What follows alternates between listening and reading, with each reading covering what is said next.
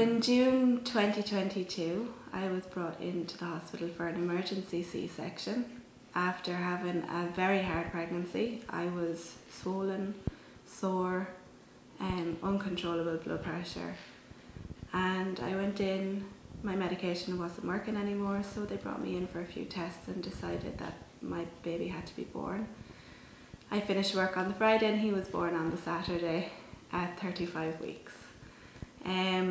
I ended up in ICU for 24 hours after that, and he ended up in the special care unit. He did 4 weeks in the special care in Mullingar and a week on the cardiac ward in Crumlin. So over the next few weeks I started to get very bad headaches. They were constant, and I was taking Solfidine and Nurofen every 4 hours, but they weren't working. I didn't panic too much at the start because I'd had a history of migraines, and over the last few weeks my body had been through so much. I just put it down to a combination of it all, but they didn't go away. So I booked an appointment with my local GP. They said the same to me. They said, look, give your body a chance to recover. It's just the stress. So I did. I went home, but towards the end of the following week my vision started to change.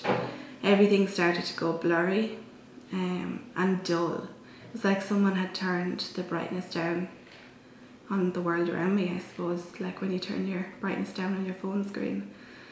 So that made me kind of question what was causing it, and were the headaches worse than just stress related, I suppose. So I made another appointment for the doctor, but I also made one for Specsavers, just for an eye test, just to see if maybe the headaches were just coming because I needed glasses. So I went for my eye test and I didn't get past the first stage.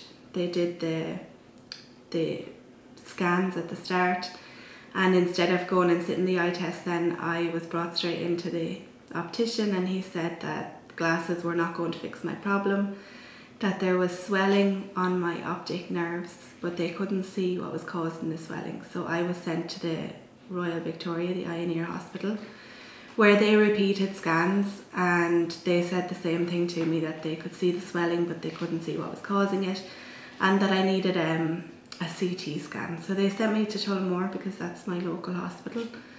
Tullamore did a CT scan, an MRI and a lumbar puncture, and I was told that the pressure around my brain was too high. There was too much fluid. Everybody needs a certain amount, but mine was just building instead of draining away. Your normal pressure is between 16 and 20, and mine was up at 42. So that's what was causing the headaches, was the pressure around my brain. So they gave me medication to try and drain the fluid away and relieve the headaches, and they sent me home a few days later. But I didn't get too many days at home. I got to bring my little girl to school on the following Monday, but by the end of that week I was back in the hospital because the headaches were back and they were worse than before. So the headaches got to the stage where I couldn't stick the pain anymore.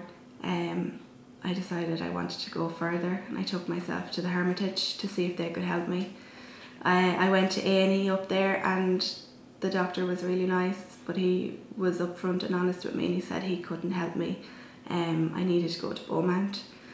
So he sent me with a letter over to A&E in Beaumont, and there I was put on IV painkillers.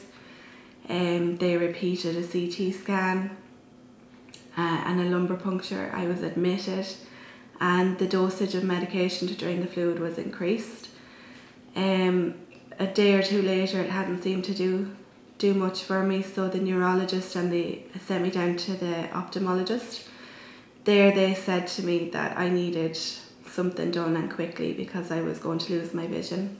So it was decided that I would be passed over to neurosurgery, and they decided to install a VP shunt for my brain to drain the fluid. So on Thursday the 8th of September I had my shunt installed, and everything went well, and they were happy with how everything played out. I woke up on the Friday and I was a little bit sleepy, but it's nothing that I didn't really expect. And I woke up on the Saturday then, and it was a completely different story. I had this almighty headache again. I was so nauseous. I couldn't keep food, water, medication, anything down. And I was so sleepy, I had no energy. My parents came to visit me. I had to get them to help me to go to the bathroom. I slept for nearly all of their visit. I just didn't have it in me to stay awake and sit up and chat. So when they left, then my doctor decided to increase the setting on my shunt. He thought maybe the fluid wasn't draining away quickly. So he turned it up, but to check that that worked, he needed another scan.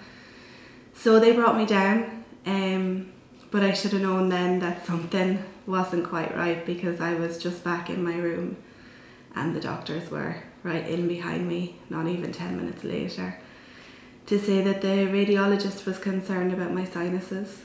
And me thinking sinuses, I thought of my nose straight away. I didn't think of my brain.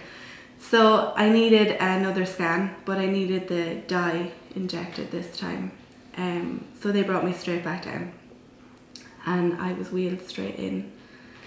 And again, like that, I was brought back up to the room and my bed wasn't even back in the room properly when the doctors were in behind me, and said that there was a clot in my brain, the CVST, not just one clot.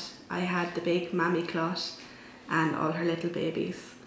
So I had a clot in every vein in my brain. And I was told then that I needed to go for an emergency thrombectomy to remove it, to see where we go from there then after. So I now had to go down for another surgery to remove the clots. My parents and my partner were called up to the hospital. The surgeon went out to speak to them and he told them that there was a 50-50 chance here that I was going to come through this. I was in stroke territory, it was the way he put it, and if that happened during the surgery, it could cause complications. So I suppose he was just warning them of all the risks involved. I woke up then in ICU on a drip to thin my blood, blood tests every 4 hours. And he came to see me, the surgeon, when I woke up. He told me that my scan was spectacular, but not in a good way. He had said he hadn't seen many like it before, that he'd read about them in books, but never actually seen one in person. And I was that lucky one that he got to see, I suppose, and help through it. So I spent a week in ICU. They transferred me from the constant drip to the injections to thin my blood, and put me back out onto a ward where I spent another 2 weeks before I got discharged. When I was discharged, they transferred me over again onto tablets, so I didn't have to do the injections when I went home. And I suppose constant monitoring after that, so I've had a lot of appointments just to check that everything's still looking good since I came home. So 8 months on from my blood clot experience, physically I still do have a few side effects, I suppose.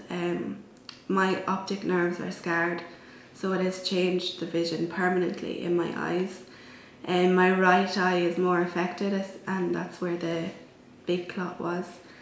It's enlarged my blind spot, so everything is still a little bit blurry. I can't drive at the moment. I haven't been able to pass the vision test for driving, so I hope in the future that I will pass it, but I don't know, I suppose, is the answer to that one, if I will or not. I still do get the odd headache. They are definitely improving. I don't suffer as much as I did before. And I suppose it's left me with a little bit of emotional distress, I suppose is the word. It's definitely made me question my health and my body, and it's given me anxiety around it all. A little bit of post-traumatic stress from it all. I definitely question any little headache at all now to see if it's something that's starting again or that could trigger something again. It's left me on edge, and something that I hope to overcome. So I was 30 years old and healthy. I wasn't aware of the risk factors and that pregnancy can increase your risk of blood clots and surgery. And I would love if just one person, even from watching my video, was aware of that risk and could say to the maternity hospital that they wanted a bit of information about blood clots in pregnancy, and the possibility of them. Visit thrombosis.ie. Spot the signs, save a life.